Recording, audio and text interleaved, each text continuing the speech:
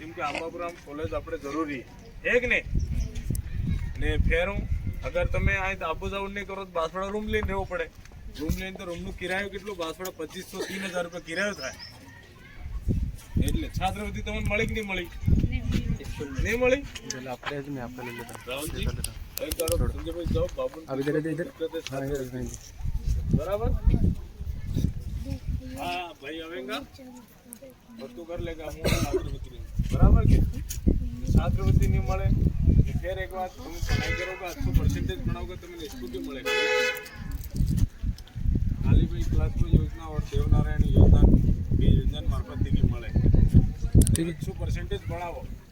બીજું તમારું